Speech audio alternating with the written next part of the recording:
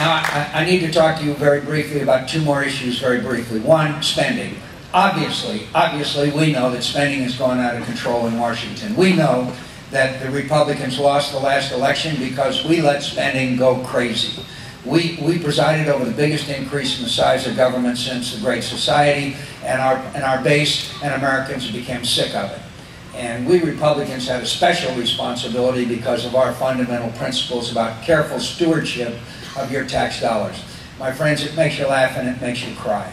We spent $3 million a few years ago to study the DNA of bears in Montana. I don't know if that was a paternity issue or a criminal issue, but it was your money. It was your money. Ronald Reagan used to say, I love to quote Ronald Reagan all the time. Ronald Reagan used to say, Congress spends money like a drunken sailor, only I never knew a sailor drunk or sober with the imagination of Congress. And that's kind of a cute line that I use all the time. I use it so often that about 6 months ago, I'm not making this up, I received an email from a guy and he said, as a former drunken sailor, I resent being compared to members of Congress. I don't blame him. I don't blame him.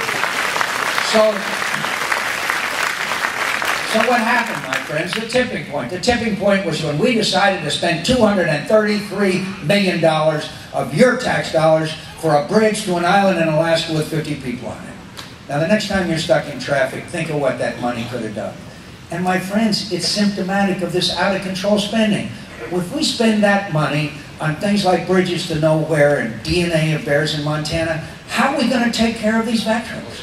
What happens to interest rates? What happens to our fiscal stability? The President of the United States signed into law a week or so ago a massive appropriations bill, a bill that had nearly 10,000 earmarks on it, 10,000, about 10 billion, billion. People always talk to me and say, how are you going to pay for how to take care of our veterans? How are you going to take care of these displaced workers?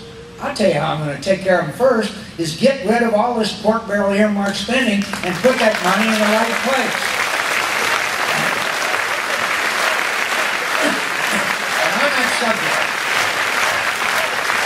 And on that subject, I forgot to mention, my friends, I know the consequences of the difficulties and challenges that Michigan has faced. We know there have been displaced workers. We know there's workers who have had their careers as hard-working, wage-earning citizens cut off at an early age.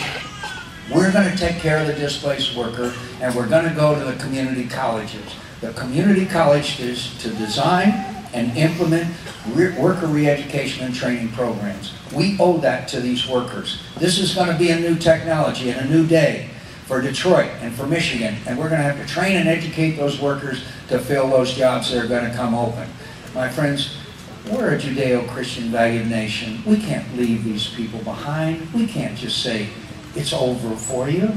And I want to say, if there's an older worker, and that older worker can only find a lower paying job, then I'm willing to compensate that older worker.